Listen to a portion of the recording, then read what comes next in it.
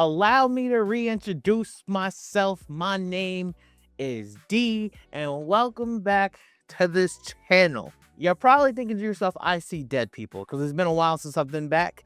And honestly, I'm going to give you a real quick spiel of why I took such a long break. Honestly, I was bored, okay? Watching the shows really didn't give me anything to talk about. I've been bored to death watching WWE. Kind of disgusted in some ways of what they're doing to the women's storylines on the show. But it is SummerSlam and football season's coming up. We got other things coming. Your boy is back. And I'm back and I'm better. So, we are here to talk about the day one card of SummerSlam. Reason why we're doing day one and day two, reason why we're splitting them up is because it's very simple. That we still are missing one person in the interim WWE Women's Championship picture. So I will do that video when we find out whoever the hell that is. So without further ado, we are going to go straight into it. We ain't gonna waste no more time. Please like, comment, and subscribe for your boy. And without further ado, let's get into it. All right. So we're not gonna waste no time. The first matchup out the gate we are going to talk about is for the Undisputed WWE Championship, CM Punk versus Cody Rhodes. This matchup, we all thought that was going to happen at WrestleMania, which maybe we still can. This match is very hard to call. Could like the company go Cody Rhodes like they always do? Yeah. Would it make sense for them to go Cody Rhodes? Yeah. Could they just keep the title on Punk and ride this out? Yes.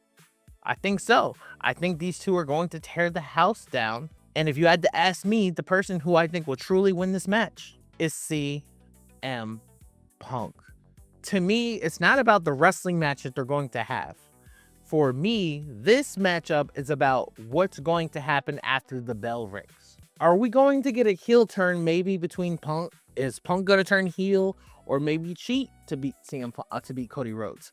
Is Cody Rhodes going to cheat to beat CM Punk? Could Cody Rhodes possibly turn heel? Because I feel like we're seeing it. I feel like we're seeing a glimpse of it. Is it time for Cody Rhodes to make a change? Could we see a Cody Rhodes heel turn right now? I'm not opposed to it. I'm not against it. It would be something that I would be ideal for and something that I would be willing to look after for, because with a fresh coat of paint on Cody Rhodes. Because when you look at the direction of Cody Rhodes right now, if he wins that title, what does he do next? And more importantly, if Cody Rhodes loses and does not get that WWE Championship back, what's next for Cody? It's interesting. It's very open-ended for Cody Rhodes. And that's why I'm kind of intrigued into it of the direction maybe where they could be going with it. But if they do the classic, they keep Cody face, for the kids, and let's say CM Punk does beat Cody, and Cody shakes his hand, gives him a hug or whatever, and walks out. What if we do see a Drew McIntyre sighting? What if SummerSlam is the time where Drew McIntyre makes his return to the WWE? What would that look like in this new landscape? Man, I think it would be so interesting to see Drew McIntyre back in WWE, especially trying to hunt and chase down CM Punk for the undisputed WWE title. That is something that would pique and have my interest 100%. This would go crazy. I think Drew McIntyre would add something very cool if he's back from shooting a movie in Scotland. If Drew McIntyre is ready to come back, SmackDown could finally feel like it's back on fire again. I would truly love that. But if you're asking me, CM Punk will walk out of SummerSlam undisputed WWE champion, and he will retain. All right, next matchup we're going to talk about is the Women's World Championship match between Liv Morgan and the Genius of the Sky, Io Sky. I think this match is very slept on. I think this match is going to be very good. I think it's going to be very tough. I know Liv entrance finna cook. I think we all know this. Liv has been on a run. That's very weird. She hasn't defended her title, but there's no doubt about it. Liv is becoming a bigger star. There is no doubt about it. Liv is 100% becoming a bigger star, and you can clearly see how important she is to the WWE and how much of a star and potential they see in her. If you're not paying attention to like what she does in the ring or her promos or whatever, look at the appearances she's making. Like, I saw her on Fanatics. She looked like a star in Fanatics. They're sending her to all these other like fighting events and all this other stuff that's going on, movie premieres, the ESPYs. When WWE is sending you to these type of things, it is a big deal. They got money behind you. They care, period. When they send you to these type of things, these type of media things, it's clearly a sign, a telling sign that WWE is behind you. Now, Io Sky, in my opinion, still is the best women's wrestler on the goddamn planet. Io Sky is disgusting in the ring. So could Io Sky win this match? You're damn right she could. I definitely think Io Sky could win this match because she's just that great of a wrestler. But I do think Liv Morgan will win this match. And could this finally be the return of Stephanie Vaquer? Stephanie Vaquer has been injured. We just saw her a little bit at Fanatics Fest. She has been injured since WrestleMania. Could we go back to this feud of Liv and Stephanie Vaquer? That was really starting to pick up steam. I would be really excited to see if we can get back to that. But until then, or didn't think about this either, what if Liv wins and a returning Naomi comes out? Naomi's last match was at SummerSlam and then she had to forfeit that title. What if now, 1 year later, Naomi comes back for it all and she comes back as a bigger star? Naomi was on a crazy trajectory before she announced that she was having a baby. What if it's Naomi's time to come back? How would that fold then? These few things could be the boost that the women's division greatly needs, and I will be here for it either way. But until then, I'm going with Liv Morgan to retain the Women's World Championship and defeat Io Sky, probably by cheating. Next on the list we're going to talk about is probably a lot of people's match that they want to see the most.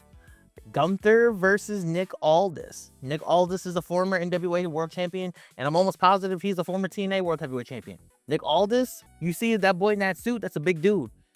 This feud, I think this could be maybe more than one match, because I feel like Nick Aldis won't be the GM anymore, because Adam Pearce is going to be running those shows. So I think this could go more than one match. And if not, I can see Nick Aldis and Sami Zayn happening down the line. Well, I love Sami. Sami getting the title back. Let's keep it a bean. But I think this could be interesting. I think you can do a lot of different directions with Nick Aldis and Gunther. I think Gunther's going to win. I think Gunther's going to choke him out. Gunther's going to win. But I think it's going to be an absolute dogfight more than people think it is. Especially because Nick Aldis is a professional wrestler and he is a dog and a former NWA World Heavyweight Champion. I can't see Gunther and Pat McAfee happening where Gunther just beat the shit out of Pat McAfee. I can't see Gunther doing that to Nick Aldis because of his build, his stature. This is really like the biggest shot of Nick Aldis' career right here. It's your debut match, your first time in the WWE, to show the WWE Universe and the whole damn world what you can do, and you're doing it at SummerSlam. This is a pressure cooker moment for Nick Aldis. Can I see Nick Aldis showing out? Yes, I can. And I do think Gunther's going to win. But the real more interesting part about this is, where does Nick Aldis go from here? Do we continue to see Nick Aldis work more matches? Does Nick Aldis and Gunther continue to feud? I'm all for his transition into the active main roster. I'm all for it. But the Ring General will win this match at SummerSlam. But this will be a showcase for Nick Aldis. All right. Next on the list, we got the 6-man tag match between LA Knight, Solo Sikoa, and Royce Keys, and the Bloodline, Jacob versus the Bloodline, Jacob Fatu, and the Usos. This one basically has Bloodline drama written all over it. Obviously, I have Jacob Fatu and the Usos picking up this victory. I think LA Knight will continue to get over it because he's clearly rising. But I think the real story, I think they're going to give Royce Keys the floor to show his power and his dominance, because, like, Bro has some stardom in him. There's something there, and I truly see it. But I do think this is all going to come back into the fold where Solo Sikoa will rejoin the bloodline. Solo Sikoa will rejoin the bloodline. He will screw Royce Keys, this one of his like friends from his past. He'll screw LA Knight. Solo Sikoa will rejoin the bloodline. The bloodline will damn near almost become whole again. And maybe they come out in the Seth versus Roman match. Would be a solid play. I don't think this match is going to be a bad match at all, but I think it's going to be like the match that like we're all going to be like, all right. Like, you know, it's kind of going to be like the match at WrestleMania where like we didn't really care that much, you know? So, but I do think this match has the, like, it's going to get you to the transit. It's going to be the transition piece you need to continue the bloodline story, which is Solo Sikoa rejoining the family. So I have Jacob Fatu and the Usos defeating LA Knight, Solo Sikoa, and Royce Keys. The 6 women tag team match between the Bella Twins and Paige versus Fatal Influence. I'm picking the upset. Give me Fatal Influence. I know Nikki Bella's returning. I know the Bella Twins are back and Paige and all that good stuff. We have to do something in this women's division, period. I know Fatal Influence just won the tag team title, so no slack on them. JC just announced that she's going on after Tiffany Stratton's United States Championship. Okay, we're doing something there. But dog, to have Paige back, Nikki, the Bella Twins back, all of these wonderful women, it's not giving. These women's storylines are kind of dry. If I'm going to keep it honest with you, this is not it. This is Popeye's Biscuits dry of storylines that we have for the women's wrestling. And they deserve better. Period. They deserve much better writing. I do think the Bella Twins will turn heel on Paige. It could happen, but also I kind of don't want it to happen, but I do. To see the Bella Twins be heel and go after the titles, I think would be interesting. It'd be a new fresh coat of paint. Also, I do think it's time for Paige to get back into the one-on-ones. Paige is a single star. She's always been a single star. And she needs to get back to like what we know her for. Obviously, she was filling in for Brie, which is dope, which is very cool of her to do. It's time for Paige to get back to what she needs to be. And like eventually down the line, that's having a match with Rhea Ripley. That's the match we want to see. I want to see her and Charlotte get going. Like, it's time for Paige to really get back into that main event picture in the women's wrestling stuff. But Fatal Influence will get their big win on a Big 4 pay-per-view. Premium live event. As in SummerSlam, I'm going with the Young Dogs, Fatal Influence. Love me some JC James. Alright, and you know, come on now. We know we have to save the best for last. You see the shirt. You see the shirt. We're talking about the Ruler, Femi, versus the Conqueror, the Beast Incarnate. We're talking about Brock Lesnar in Hell in a Cell. Oh, this match is going to be brutal. This match is going to be crazy and probably my match of the night because I'm biased. You're damn right I'm biased. It will steal my entire weekend. I want suplexes, F5s, broken cages, I want them to just destruction. That's all I want is destruction. I want this match to be at such a high that they can't top it. I want this match to be up there with the Drew McIntyre and CM Punk Hell in a Cell. I want blood. I want it all. Because this is probably going to be Brock Lesnar's last match. It's in his final, and it's in his hometown of Minneapolis, Minnesota. It's in his hometown. This will most likely, Brock is Mr. SummerSlam. This will most likely be Brock Lesnar's final match ever. He's going to pass the torch to the Ruler, Femi. And then Femi will go on to his quest and hunt down of the tribal chief, Roman Reigns. We know it's coming. Probably that's going to be the main event of WrestleMania in Saudi Arabia. It's interesting. I like it. But this is like, for me, this is sentimental, man. Like, this is going to be probably the last time I'll ever see Brock Lesnar wrestle. Brock Lesnar is the reason why I got into wrestling. The reason why I became such a big fan. I'm so excited for this match, man. But I'm also sad. Brock is my guy. Brock will forever be my guy. I know they talk about Femi's dominant rookie year on the roster. Let me tell you something. There's not a wrestler who will ever live, ever, had a more impressive rookie year than Brock Lesnar. Not even close. From when he debuted in March 2002 to March 2003, it is not even fucking close. Not even close. If you think I'm lying, show me someone like Brock Lesnar, who not only Brock Lesnar main evented his first WrestleMania ever. Main evented. You know who else was on that card? The Rock versus Stone Cold Steve Austin. Vince McMahon versus Hulk Hogan was on that card. Shawn Michaels versus Chris Jericho. Triple H versus Booker T was on that card. The Undertaker was on that card. He main evented over all of them. And these are legendary Hall of Famers. Brock Lesnar destroyed Hulk Hogan. Destroyed Hulk Hogan. Who people consider the greatest ever. A Mount Rushmore candidate easy. Is this what people consider? Brock Lesnar destroyed him.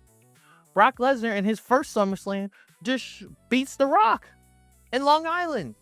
They booed The Rock out of Long Island, and The Rock was the babyface. Conquered. Beats The Undertaker in Hell in a Cell. Conquered. Beats RVD. He beat like 18 Hall of Famers in his first year. No one will ever have a rookie year like Brock Lesnar ever again. And that's why. Brock Lesnar is one of one.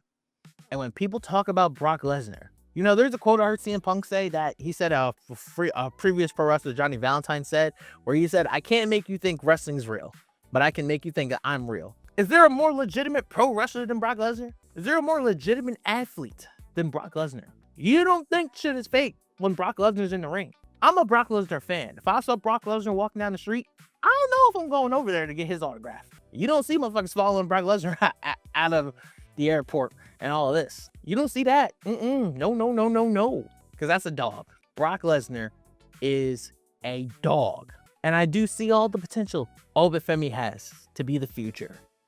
And to be that next beast. To be the next ruler. Femi will win. That torch will be passed. And I'm proud of him for it. But for me, bro, this is what it's all about. And it's only right for me to say at the end of this, thank you for all the memories. Damn near the reason why I'm a wrestling fan. I'm going to end this with just me saying, thank you, Brock Lesnar, for one hell of a career.